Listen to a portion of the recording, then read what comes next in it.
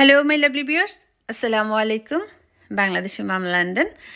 আজ হচ্ছে ঈদের পরের দিন। তো ঈদের দিন তো খুব আনন্দ করলাম সবাইকে নিয়ে। আমাদের বাসায় অনেকগুলো গেস্ট দাওয়াত করা হয়েছিল ঈদের দিন, কিন্তু এক একজনের এক এক রকম প্রবলেম। কারো জব আছে, কারো অন্য বাসায় দাওয়াত আছে, সব কিছু মিলিয়ে মানে এক এক দিন এক একজনকে দাওয়াত করা হয়েছে। তবে খুব বেশি দিনও না, কারণ আমারও তো নিজের একটু রেস্ট নিতে হবে। সেজন্য আজকে কিছু গেস্ট আসবে, আগামীকাল কিছু গেস্ট আসবে, আর শনিবারটা আমি আমার নিজের জন্য রেখেছিলাম, কিন্তু শনিবারে একটা সারপ্রাইজ আছে, এটা এখনই বলবো না। তো ও আসবে, ওর সাথে সবার পরিচয় করিয়ে দেব। তো আমি এখন আমার হাজব্যান্ডের জন্য সবজি রান্না করছি। আমার হাজব্যান্ডের তো সবজি এখন সে আগের মতো রেগুলার হয়ে গিয়েছে, আর বাচ্চারা এরই মধ্যে খেয়ে নিয়েছে। তো টেবিলে এখন নাস্তা দিয়ে দিচ্ছি।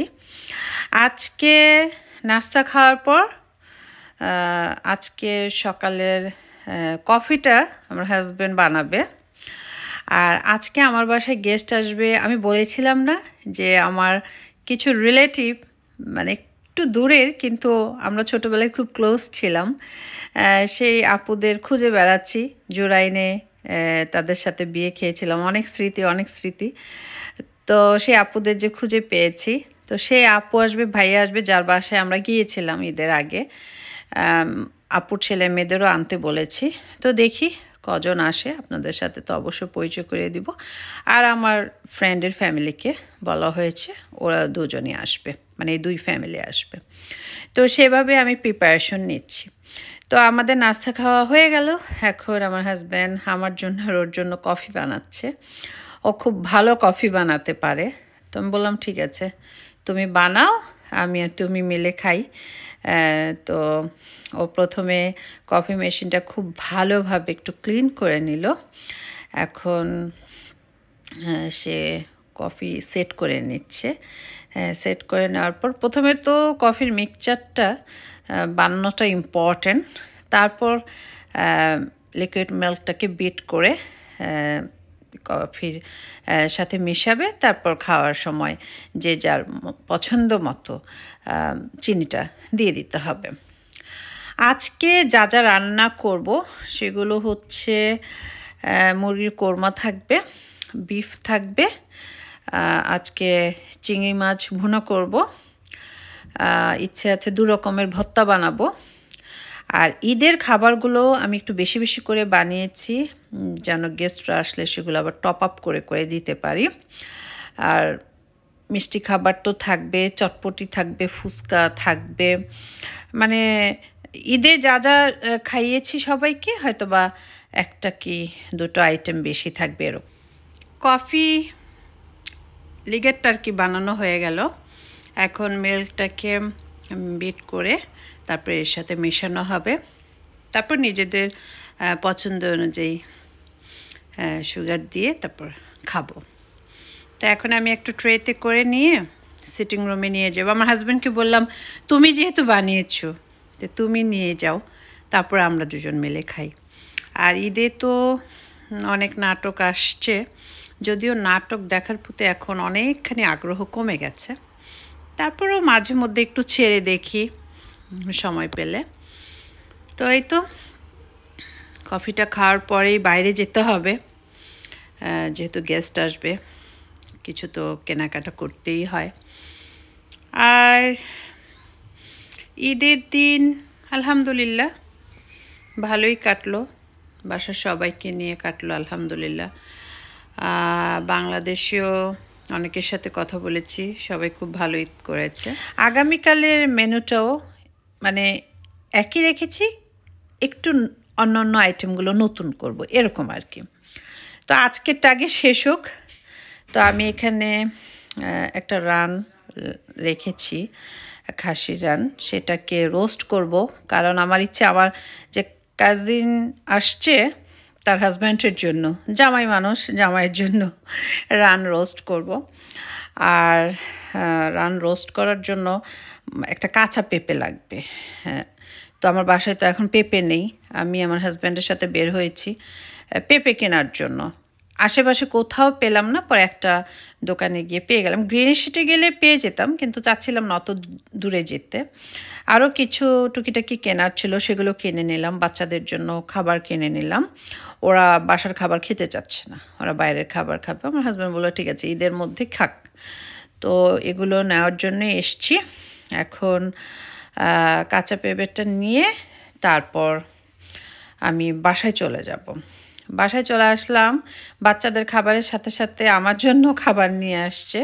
তো আমি এখন খাচ্ছি আর কি, দুপুরের খাবারটা খাচ্ছি। আমার হাজব্যান্ডও এরই মধ্যে খেয়ে নিল।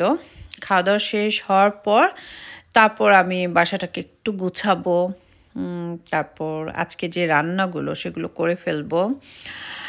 প্রথমে আমি খাসির রানের যে রোস্টটা করব সেটা ম্যারিনেট করে রেখে দেব।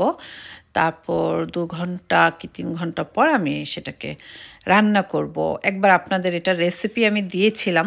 তারপরও যাদের যাদের মনে হবে যে আপু রেসিপিটা একটু দেন, আমার কুকিং চ্যানেল মুন্নির রান্নাবান্নাতে কিন্তু রেসিপিটা দেওয়া আছে, এবং এত সুস্বাদু হয়। মানে আমি তো এমনিতেই খাসির গোস্ত পছন্দ করি না, আমার একটু গন্ধ লাগে। আমার হাজব্যান্ডের কাছে খুব ভালো লাগে, কিন্তু আমি সে স্মেলটা নিতে পারি না, সত্যি কথা। কিন্তু এভাবে যখন আমি রোস্টটা করি, বিশ্বাস করেন এত সুস্বাদু হয়, সেই মানে আমার নাকে যে একটা খারাপ লাগা সেটা আর আসে না, তখন আমি একটু খেতে পারি। তো যারা মনে করেন যে বাসায় নতুন জামাই, বা আমাদের বিক্রমপুরের একটা নিয়ম কি, জামাই নতুন আর পুরাতন বলেনি, জামাই হাজার পুরাতন হোক, বুড়া হয়ে যাক, জামাইদের খুব আপ্যায়ন করে, জামাইদের খুব আদর করে। তো জামাইদের জন্য বানাতে পারেন। নতুন বউদের জন্য কেউ বলে না, কিন্তু আমার কথা, মেয়েদেরও অধিকার আছে, নতুন বউদের জন্য বানাতে পারেন। মানে একটা সৌন্দর্য, এই আর কি। তো আমি পেঁপে গ্রেট করে নেওয়ার পর এখন টিস্যু দিয়ে সম্পূর্ণ রানটাকে মুছে নিলাম। আমি তো একটু ডিপ করে কেটে নিয়েছি, মশলাটা যেন যায়। এখন মশলাগুলো মিক্সচার করে নিলাম, এর সাথে টক দই আছে। এখন পানি দিয়ে তারপর খুব ভালোভাবে ব্লেন্ড করে নিচ্ছি। আমি হ্যান্ড ব্লেন্ডটাই ব্যবহার করছি, কারণ আমরা সেই জগ ব্লেন্ডার নামিয়ে আবার এটা করে আবার সুন্দর করে টাইডি আপ করে রাখো, খুব টায়ার্ড লাগে। সেই জন্য আমি হ্যান্ড ব্লেন্ডার দিয়ে করছি, ভালো হয়, খুব ভালো হ্যান্ড ব্লেন্ডার দিয়ে করলে। তারপর আমি হাফ মশলা দিয়ে ম্যারিনেট করে রেখে পরে রান্নাটা কমপ্লিট করে নেব। আপনাদের সবার ঈদ কেমন গেল? ঈদের আনন্দটা ঈদের পরেও কিন্তু কয়েকদিন থেকে যায়। তো এবার আমার ছুটিটা এত সুন্দর হয়েছে, মানে আমার 3 দিন ছিল ঈদের ছুটি, আমি আগে বুক করে রেখেছিলাম, আর বাকি 3 দিন আমার নর্মাল ছুটি। তো একসাথে আমি 6 দিন পেয়ে গেলাম। আলহামদুলিল্লাহ, আমি অনেক খুশি। এই যে ফ্যামিলির সাথে থাকা, এটাও একটা ভালো লাগা। আমার যে বাইরে সাজুগুজু করে ঘুরতে যেতে হবে, কারো বাসায় যেতে হবে, এটা আমার কাছে মোটেও ইম্পর্টেন্ট না। অনেকেই দাওয়াত করেছে, কিন্তু আমি আসলে যাওয়ার চাইতে আমার মনে হয় সবাই আমার বাসায় আসুক, এটাই আমার খুব ভালো লাগে। আর একসময় তো খুব মিশতাম, সবার সাথে মিশতাম। এখন মনে হয় যে না, কম কম মেশা ভালো, কম কথা বলা ভালো, নিজের ফ্যামিলিকে সময় দেওয়া ভালো। ঘুরে ফিরে ফ্যামিলিটা খুবই ইম্পর্টেন্ট। আপনার ঘর যদি ঠিক থাকে, আপনি সবার কাছে সম্মান পাবেন। আপনার বাচ্চারা, আপনার হাজব্যান্ড, ওনারা যদি ঠিক থাকে, ওনাদের দিয়ে যদি আপনি হ্যাপি থাকেন, আপনি দেখবেন সবার কাছে আপনি সম্মান পাবেন। কিন্তু এই জায়গাটা যদি আপনি হারিয়ে ফেলেন, তাহলে আপনার আপন বাবা মা বলেন, শ্বশুরবাড়ি বলেন, কেউ আপনাকে দাম দেবে না। তো প্রত্যেকটা মেয়েকে আমি বলবো, সবসময় তো বলে আসি যে একটু তো ধৈর্য ধরতে হবে, তারপর সংসারটাকে মানে গুছিয়ে এনে সুখে থাকার চেষ্টা করতে হবে। আমার ভিতরে যে কষ্ট নেই তা না, আমি মানে আজকে সকালেও অনেক আপসেট হয়ে গিয়েছিলাম। মাঝে মধ্যে মনে হয় দূর, এই পৃথিবীতে থাকাটাই মনে হয় বৃথা। মন খারাপ হলে এরকমটা হয়। আর শুধু যে নিজের ফ্যামিলির চিন্তা তা কিন্তু না, বাপের বাড়ির নানা রকম টেনশন, শ্বশুরবাড়ির নানা রকম টেনশন, অনেক রকম টেনশন থাকে। তো সব কিছু মিলে মনে হয় যে না, এগুলো ওভারকাম করাটা প্রত্যেকটা মেয়ের উচিত। আমার ছোট বোনের কথা অনেকে জিজ্ঞেস করেন। আসলে ও আছে আলহামদুলিল্লাহ। হাজব্যান্ড তো মাশাআল্লাহ অনেক ভালো। আর পারিবারিক তো একটু প্রবলেম অনেকের থাকে, সেটার বাইরে ও নয়। তবে ছোট বোনকে সবসময় বলি যে তোমার বড় এক্সাম্পল তো আমি যেভাবে কষ্ট করে এসছি, আমার কষ্টগুলো খুব শেয়ার করি। তখন আমার বোন বলে যে আপু এগুলো তো 22-23 বছর আগের কথা, আমি তো এই যুগের। আমি বললাম যে দেখো 22-23 বছর আগে না 50 বছর আগে এগুলো কথা না, শ্বশুরবাড়ি সবই এক। তো অন্য একটা বাসা থেকে এসে অ্যাডজাস্ট হওয়াটা একটু কঠিন। তো আস্তে আস্তে আস্তে আস্তে সব ঠিক হয়ে যাবে। তুমি যখন একটা ভালো জবে যাবে, তারপর আস্তে আস্তে হাজব্যান্ডের সাথে থাকতে থাকতে মহব্বতটা বাড়বে, শ্বশুরবাড়ির সবার সাথে মহব্বত বাড়বে। তারপর দেখবা যে তোমার ভালো লাগছে। আমার বোন খুবই মিশুক, এত মিশুক, এবং সবাইকে খুব আপন করে নেয়। এই জিনিসটা অনেকে অন্যভাবে দেখে। তবে একটা কথা সবারই মনে রাখা উচিত, দেখেন ছেলে মেয়ে আমরা সবাই পালি, একটা সময় পর আমরাও ছেলে বিয়ে করাবো, মেয়েকে বিয়ে দেব। স্যাক্রিফাইস আপনাদের সবার করতে হবে। যদি আমরা মনে করি যে না আমরা ছেলের বউকে মানতে পারবো না বা মেয়ের হাজব্যান্ডকে মানতে পারবো না, তাহলে বিয়ে করাবো কেন? দরকার নেই আমাদের বিয়ে করানোর। তো আমাদের বিয়েটা কেন করানো হয়? যে যুগে যুগে আমাদের এক ফ্যামিলি থেকে আরেক ফ্যামিলি বংশটাকে বড় করানোর জন্য, এটাই তো টার্গেট থাকে। তো এরকম ইন্টেনশন ভালো রেখে প্রত্যেকটা মা বাবার উচিত সামনের দিকে এগোনো। তা না হলে একটা সময় পর কি দেখবেন জানেন, ছেলেমেয়েরা আপনাদের কাছ থেকে অনেক দূরে সরে গেছে। তখন কিন্তু রিয়েলাইজ করবেন যে মানে আপনার কি ভুল সেটা জীবনে আপনি রিয়েলাইজ করবেন না। হয়তো বা ছেলের বউর দোষ দেবেন যে ও খারাপ ছিল, আমার ছেলে নিয়ে গিয়েছে, বা মেয়ের হাজব্যান্ডের দোষ দেবেন ও খারাপ ছিল, আমার মেয়েকে নিয়ে গিয়েছে। আসলে তা না। একটা ছেলে যখন বিয়ে করে ফেলে তখন তার উপর অনেক দায়িত্ব চলে আসে। সে সব কিছু মিলে আর কি আমার কথা, যে পরের বাড়ির মেয়েকে আপন করলেই ভবিষ্যৎটা আপনার জন্য ভালো। আর পরের বাড়ির মেয়েটাকেও বলবো তুমি যখন শ্বশুরবাড়ির সবাইকে আপন করবা তোমার ভবিষ্যৎটাও দেখবা ভালো। দুপক্ষই দুপক্ষকে ভালোবাসতে হবে। এই আংটিটার জন্য এখনও মেসেজ আসে, আপু আংটিটা দেখান। আংটিটা অনেকবার দেখানো হয়েছে। এটা আমি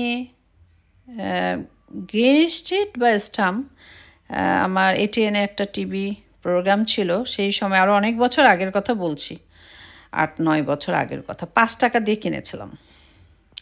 সেই 5 টাকার আংটি এখনও সবাই খুব পছন্দ করে, আমার নিজের কাছেও ভালো লাগে। আংটিটার ডিজাইনটা তো দেখিয়ে দিলাম, কেউ যদি মনে করেন যে না এইভাবে বানাতে চান বানাতে পারবেন।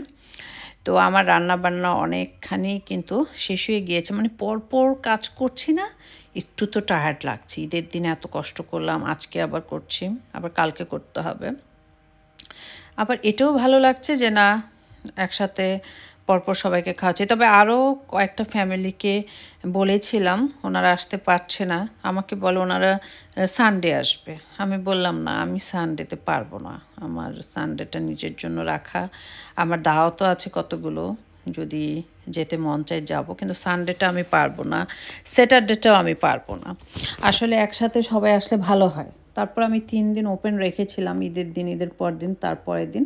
এই 3 দিনের একদিন হলে আমি পারতাম আর কি। যাক, যাদের রিজিক ছিল আমার বাসায় এবার ঈদে খাওয়ার তারা অবশ্যই এসছে, আর যাদের রিজিক অন্য কারো বাসায় তারা অবশ্যই সেই বাসাগুলোতে দাওয়াতে গিয়েছে। তো এই তো এখন সব কিছু রেডি করে নেওয়ার পর আপুরা আস্তে আস্তে সন্ধ্যা 7টা কি 7:30 বেজে যাবে। তো আমার লেগ পিসটা খুব ভালোভাবে ভাজা হয়ে যাচ্ছে। ভালোভাবে ভেজে নেওয়ার পর তারপর মশলাটাকে কষিয়ে আমি একদম দমে রেখে দেব ভালোভাবে সেদ্ধ হয়ে আসার জন্য। এবং শেষের দিকে আমি একটু পাউডার মিল্কও দিতে পারেন বা পাউডার মিল্কের সাথে ঘি মিশিয়ে দিয়ে দিতে পারেন বা আলাদা আলাদা করে দিলেও সমস্যা নেই। আর শেষের দিকে একটু কেওড়া জল দিয়ে নামিয়ে নেব, তাহলেই কিন্তু রেডি হয়ে যাবে খুবই সুস্বাদু লেগ রোস্ট। যে কোনো ফ্যামিলিতে আমি দেখি যে একটা মেয়ের বিয়ের পর তার লাইফে অনেক রকম ছোটোখাটো কষ্ট আসতেই পারে। হ্যাঁ, সবাই যে একদম 100% হ্যাপি তা কিন্তু না। তবে হাজব্যান্ড যদি কারো ভালো হয় 100%, যে না আমার হাজব্যান্ড খুব ভালো কিন্তু আমার শ্বশুর বাড়ির লোকজনগুলো ভালো না, আমার মা একটা কথাই বলতো, যার স্বামী ভালো তার শ্বশুরবাড়ির মানুষজন খারাপ হলেও সেটা মেনে নেওয়া যায়, আর যার স্বামী খারাপ তার শ্বশুরবাড়ির মানুষজন হাজার ভালো হলেও সেটা মেনে নিতে অনেক কষ্ট হয়। সেই জন্য আমি প্রায় বলি, অনেক যাদের কষ্টের কথাগুলো শুনি অনেকের কাছে, তখন যে আপনার হাজব্যান্ড ভালো তো আপনি ধৈর্য ধরেন, সব ঠিক হয়ে যাবে। আর প্রত্যেকটা মেয়ের ফ্যামিলিকে বলবো, কারণ আমি ঈদের আগের দিন দেখলাম বাংলা ছবির পরিচালক সোহানুর রহমান সোহান, খুব ভালো একজন মানুষ ছিলেন উনি। সালমান শাহ, শাবনূর, ওনাদের ছবিগুলো সোহানুর রহমান সোহান আঙ্কেলের পরিচালনায় বেশি হতো। ওনার মেয়ে উত্তরা 3 নম্বর সেক্টরে থাকতো। উনি রাগ করে হাজব্যান্ডের সাথে একটা হোটেলে গিয়ে উনি সুইসাইড করে মারা গিয়েছে। তো কতটুকু কষ্ট তার ভিতরে ছিল। মেয়েটা দেখতেও খুব সুন্দর ছিল এবং নিউজে এমনভাবে এসছে যে ওনার অন্য কোনো প্রবলেম ছিল না। তো সেই জন্য আমি বলবো যে বাবা মার বাড়িতে সবার সাপোর্ট দেওয়া, ওই মেয়েটাকে শ্বশুর বাড়িতে প্রবলেম হলে খুব ভালোভাবে সাপোর্ট দেওয়া, যে না আমার মেয়ের কোনো সমস্যা নেই। মেয়েটাকে তো অবশ্যই বুঝাবেন, কিন্তু বড় গলায় মেয়ের পাশে আপনাদের থাকতে হবে। তা আমাদের সময়কার মেয়েদের যে ধৈর্য ছিল এখনকার যুগে সেই ধৈর্যটা নাই। তাই আমি বলবো আমরা সব সময় আমাদের ফ্যামিলি মেম্বারদের পাশে থাকবো, যে না আমার বোনের বা আমার মেয়ের প্রবলেম নাই, আমি ওকে চিনি, ও কেমন। বোনকে বোঝাতে হবে, মেয়েকে বোঝাতে হবে যে না মন খারাপ করো না, সব ঠিক হয়ে যাবে। তাহলেই দেখবেন সেই মেয়েটা আস্তে আস্তে আস্তে আস্তে আস্তে ঠিক হয়ে যাবে ইনশাল্লাহ। আমার আপারা চলে আসছে, আমার ফ্রেন্ডও চলে আসছে, তো সবাই মিলে মিষ্টি খাবার খেলো, ঝাল খাবার খেলো, এখন মেন ফুড খাচ্ছে। সবাই খুব বেশি পছন্দ করেছে। আমাদের দুলাভাই তো খুব প্রশংসা করলো আমার রান্না বান্নার। আপুর ছেলেরা আসেনি, আপার একটাই মেয়ে ফাতেমা, ওকে নিয়ে আসছে। মেয়েটা ইস্ট লন্ডন মসজিদে পড়াশোনা করে, ইসলামিক স্কুলে, খুব সুইট মাশাল্লাহ। তা আমি আবার আজকে যখন ওই পেঁপে কিনতে গিয়েছিলাম, আমি পান নিয়ে আসছিলাম, যে আপু এসে যদি একটু পান খায়। তারপর দেখলাম না আপু খেলো, আমার ভালো লাগলো। তো এই তো খুব গল্প করলাম জলি আপার সাথে। জলি আপার সাথে সেই ছোটোবেলায় কয়েকটা বিয়ে খেয়েছিলাম, সেই স্মৃতি থেকেই ওনাকে খুঁজে বের করেছি, এবং উনি লতায় পাতায় আমার চারিদিক দিয়ে আত্মীয় হয়, সেই জন্য খুঁজে বের করতে পেরেছি। জলি আপার সাথে আমার আন্ডারস্ট্যান্ডিংটা খুব ভালো, মানে আমার মতোই সে, এই জন্য আমার খুব ভালো লাগে। তো আমার ফ্রেন্ড এখন চলে যাবে, জলি আপারও আরও কিছুক্ষণ থাকবে, তারপর আরও কিছুক্ষণ তো অবশ্যই গল্প করব, তারপর ওনাদের বিদায় দিব। আর আমার বেলকনিতে তো সবাই আসবেই। তো আজকে এ পর্যন্তই, সবাই খুব ভালো থাকবেন। আল্লাহ হাফেজ।